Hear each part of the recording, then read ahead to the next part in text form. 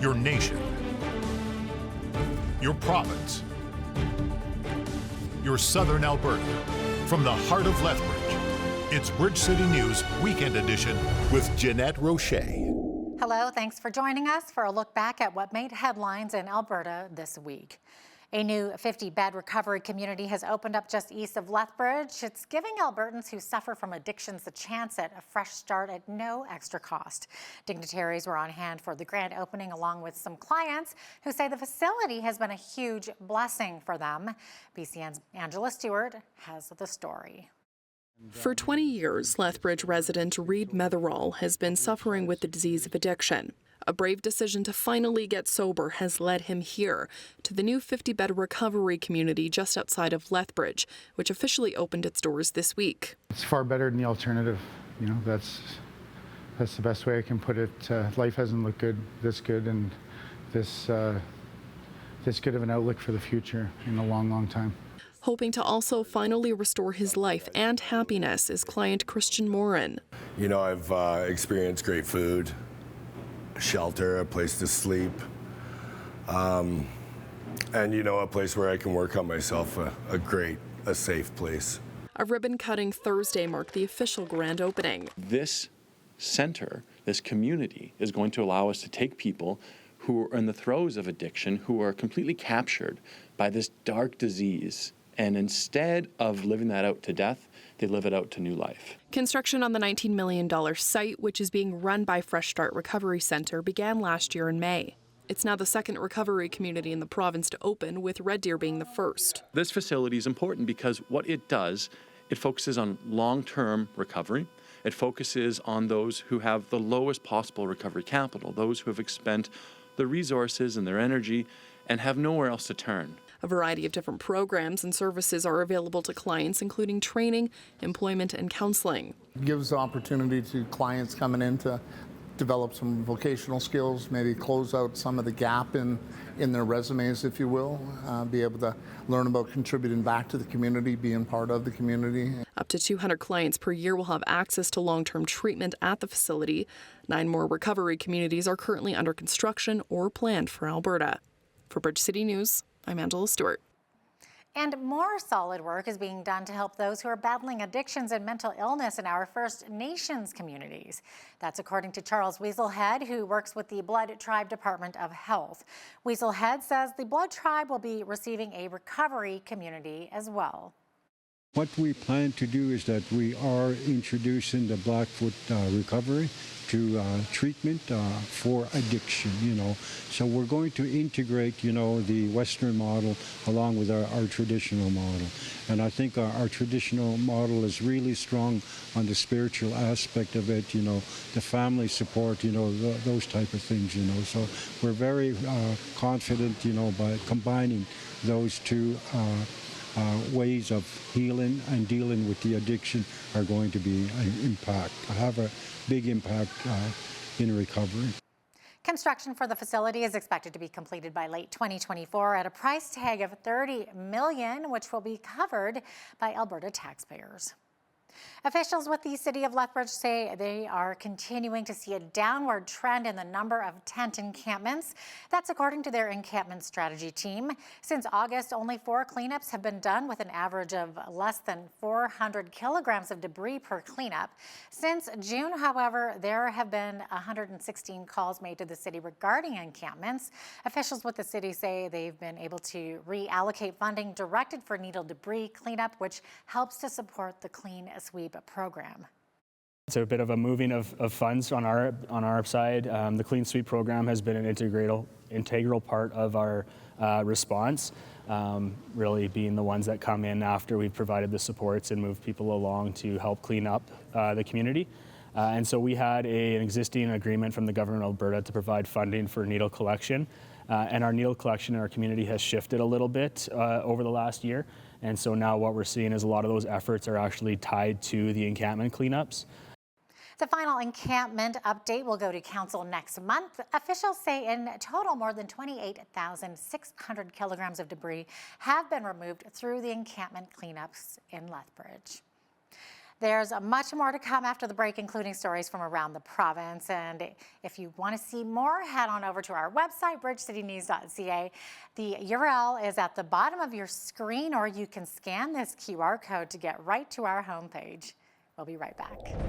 The LifeWorks analysis estimates that Albertans could save more than $5 billion in the first year alone if we moved from the CPP to an Alberta pension plan.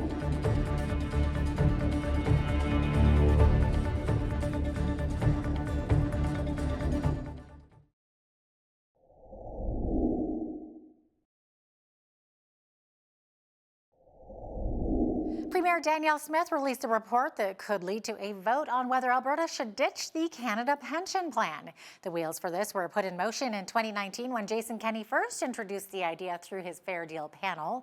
The report released from LifeWorks suggests an Alberta pension plan could allegedly save Albertans billions of dollars annually. According to their analysis, an Alberta pension plan could increase benefits for seniors, reduce premiums for workers, and protect the pension interests and benefits of all Albertans. The LifeWorks analysis estimates that Albertans could save more than $5 billion in the first year alone if we moved from the CPP to an Alberta pension plan. That's because hardworking Albertans have paid much more into the CPP than Alberta seniors get back in pension benefits. What does $5 billion in savings mean for Albertans? Well, there are a few potential scenarios. $5 billion could mean more money for seniors who could see larger monthly pension benefits. Seniors might even receive a $5,000 to $10,000 bonus payment when they retire. Alberta Finance Minister Nate Horner says the only way the province would even consider moving forward with an Alberta pension plan is if Albertans voted for it in a referendum. I want to stress that an APP would have to guarantee your benefits. The Canada Pension Plan Act dictates that in order to qualify for withdrawal from the CPP, a provincial plan must provide at least the same level of benefits to its citizens as the CPP. We wouldn't move forward with an Alberta pension plan unless it benefited every Albertan and brought long-term security that Albertans need and deserve. And we wouldn't move forward without your explicit approval. Now, in the report, the province cited that it's entitled to $334 billion of the Canada Pension Plan, which is over half of its assets. There are many, however, who say this is a flawed estimate and are critical that Smith did not campaign on this during the provincial elections. Shannon Phillips, Alberta's NDP finance critic for insurance and pensions, says these numbers are, quote, complete make-believe. The report will rely on a withdrawal formula that dates back to 1966 and completely ignores how the Canada Pension Plan is currently invested. It will claim, erroneously, falsely, that Alberta is owed hundreds of billions of dollars from the fund. This is complete make-believe, because if every province claimed their quote-unquote share of the fund as calculated by this coming report, it would total 9 times what is currently stored in the CPP. There were also drawbacks and risks involved in a provincial pension plan, according to University of Lethbridge political science professor Lars Holstrom. If you were to just ask people on the street, if you were to see your CPP contributions decline, but with the same benefits or maybe an increase, oh, that sounds fantastic. But let's also remember that claiming this money into a provincial plan would include, of course, having to invest that, having to manage those funds. How those funds would be used may introduce risk. And, to be honest, Alberta has a history of economic volatility. So if it's invested in Alberta, which would make sense at some level, you may be actually opening up that fund to a higher risk exposure than some people care for. Most people want to see their pensions, the return may be low, but they want guaranteed and certainty about their incomes in the future. Hallstrom also says one of the benefits of a national pension plan is having the flexibility of where you move, live, and work in the country while contributing to a single plan. In other news, a class action lawsuit on behalf of 700 unvaccinated Canadians is being launched in federal court. Alberta lawyer Leighton Gray, who is spearheading the campaign, says there are 3 different elements to this lawsuit. There's different classes, 3 different classes of plaintiffs. If people want to join the lawsuit, one is called the employment subclass. This applies to people who lost their jobs because of vaccine mandates due to government interference. There's also a travel subclass. So this is for people who couldn't travel for work or to see loved ones or even for vacations. And then there's a third class. It's called the dual impact class, and that's for people who fall into both of the previous categories. Depending on the number of people who join the class, this case could involve, tens or even hundreds of millions of dollars or more, depending on who ends up joining. Gray says those who are interested in joining this class action suit are invited to contact his firm through their website at gwsllp.ca. After the break, a look at the protest that stirred up controversy across the nation this week. We'll be right back. So the policy and procedures that we do not agree with and do not want in schools is SOGI, which is the sexual orientation and gender identity ideology. And what that does is it teaches kids from kindergarten, from a very small age, where they're not developed mentally to even understand or comprehend what is being taught to them.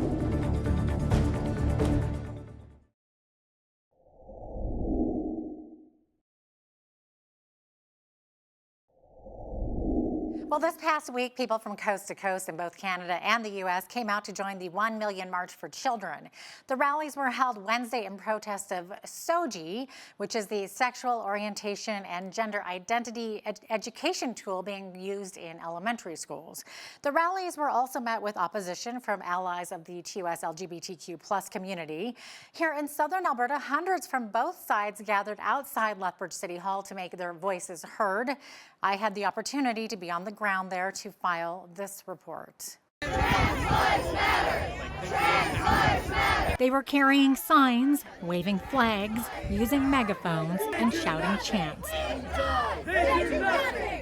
Both sides present, both sides passionate. Coordinators of the 1 Million March for Children in Lethbridge organizing a 9 a.m. school walkout to meet at City Hall at 10 a.m. Then at 11 a.m. take the short 5 to 10 minute walk to the Lethbridge School District office and then back again to City Hall. So the policy and procedures that we do not agree with and do not want in schools is SOGI, which is the sexual orientation and gender identity ideology.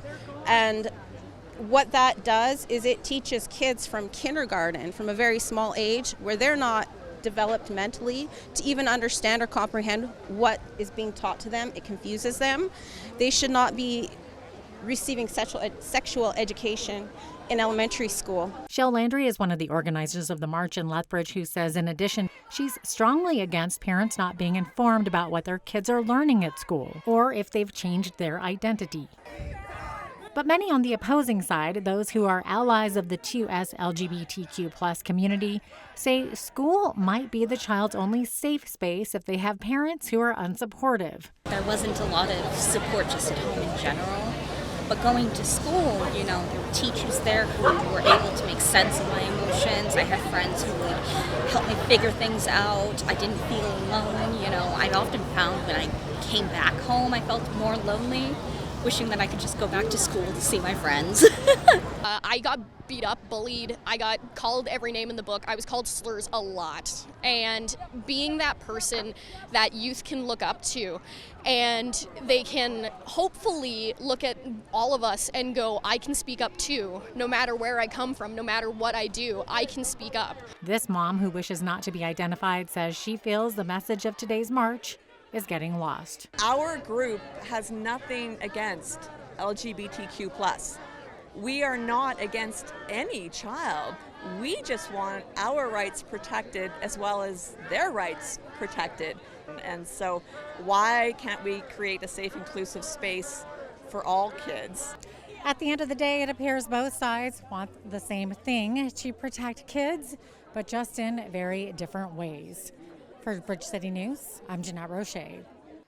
And it seems that there is some misinformation on both sides of the issue. Jason Schilling is the president of the Alberta Teachers Association. He tells us parents who protest sexual orientation and gender identity in schools need to understand that SOGI is not actually part of the Alberta school curriculum. SOGI is not curriculum. Curriculum is created by government for teachers to teach in school. SOGI is not curriculum. It is a resource. It is a way for teachers to create inclusivity within their classroom so that every student feels safe. People who are protesting against SOGI, I'm not sure if they understand the difference between SOGI and curriculum. And that is really a big issue, I think, that needs to be clarified here, because the Alberta Teachers Association doesn't write curriculum. We give input on curriculum when we're asked to, but we don't write curriculum. We asked Schilling what the schools would say to parents who ask that this tool not be used until later grades like junior high or even high school. It's interesting because the Education Act gives parents rights, and they have the right to have their students not take part of instruction if they don't want to. They've always had that right. They've always had that voice. So I don't understand actually what SOGI, this anti-SOGI argument is all about. What I'm seeing is a lot of hatred, transphobia, and homophobia directed to a marginalized community, the 2S LGBTQ plus community. I'm seeing a lot of signs, I'm seeing a lot of rhetoric that is opposing a marginalized group. We know that students who identify as 2S LGBTQ plus are at higher risk for suicide. They don't feel safe at school at times, and we need to ensure that they do. Up next, he's been a controversial public figure who's received his court sentence this week. But what does his outspoken son have to say about it? We speak with Nathaniel Pulaski after the break.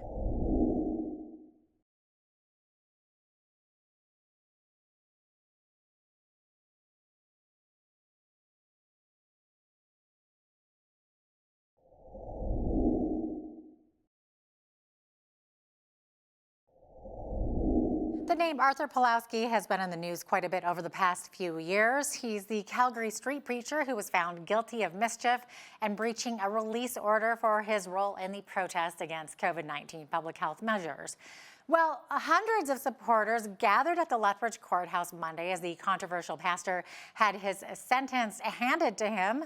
Pulaski received only 60 days plus time served for his role in the Coutts border blockade. The judge, however, gave Pulaski 60 days credit for time already served. The Crown was asking for a sentence of 8 to 10 months. Video journalist Micah Quinn was there and has the details.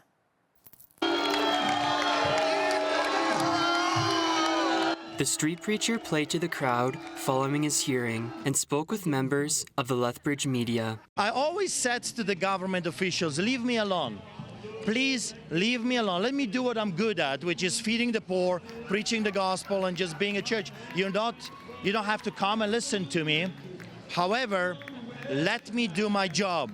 And that's what I did in the past 3 years. I did my job. I am a shepherd. I stood by hurting people. I did my best. You don't have to like it. Back in May, Pulaski was found guilty of mischief and breaching a release order for his role in the Coutts border blockade in early 2022. Prosecutors said to the court that Pulaski's speech at the border convinced the protesters to stay longer and to, quote, hold the line. Pulaski told us that he will now appeal the guilty verdict. The sentencing actually was quite reasonable. The judge was very thoughtful. He put, the precedents before us, and I think he came to the right conclusion if I was, in fact, guilty of a crime. However, like I said, I should never be arrested. I should never be charged with an offense. I was there in the capacity of a pastor. For Bridge City News, I'm Micah Quinn. Now, Pulaski's son Nathaniel has also been quite vocal regarding the former mandates and defending his father, even appearing in front of the EU Parliament to plead for help. He says the family was pleasantly surprised that Arthur received a lighter than expected sentence. Here is part of his interview with BCN's Naveen Day. Your father was given a suspended sentence and walked out of the Lethbridge courthouse a free man after his sentencing hearing. Was this the outcome that you were hoping for? Well, yes, it is actually. We were expecting a much heftier sentence just because I believe this is a politicized trial. This is nothing based on law and order. Our lawyers are baffled that there was even a conviction.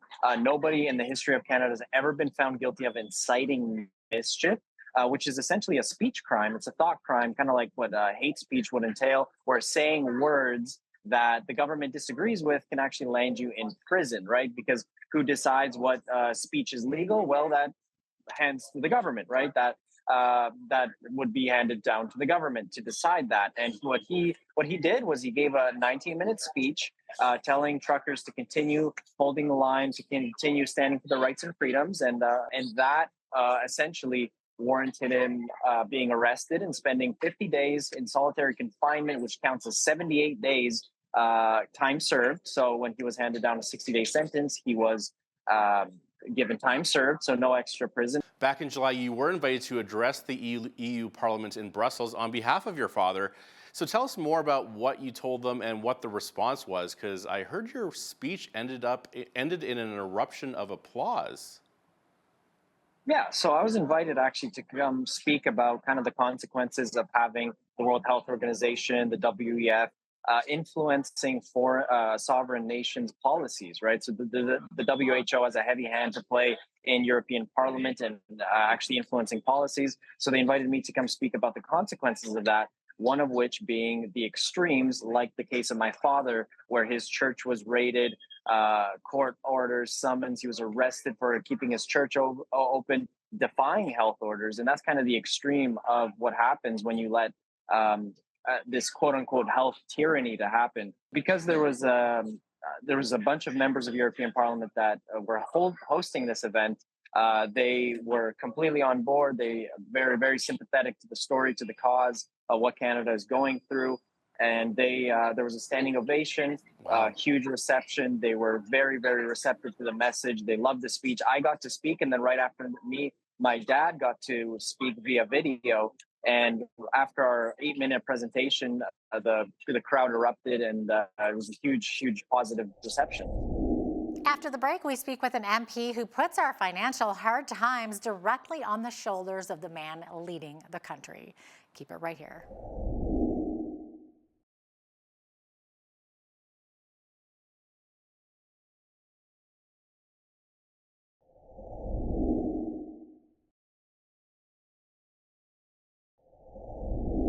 Canadians are still having a difficult time with inflation and the high cost of living, according to Lethbridge MP Rachel Thomas, who says Canadians simply can't get ahead and are hurting financially because of poor decision-making by the Trudeau government. Here she is with BCN's Hal Roberts. Rachel, your leader, Pierre Poilievre, says part of the issue right now is the federal carbon tax, which continues to hit many Canadians very hard, including our truckers and our farmers. Yeah, for sure. We know that this is a problem. The Liberals have been hell-bent on applying a carbon tax to the Canadian population, and they've said that this is somehow going to save the planet. But in fact, we don't actually see evidence of that.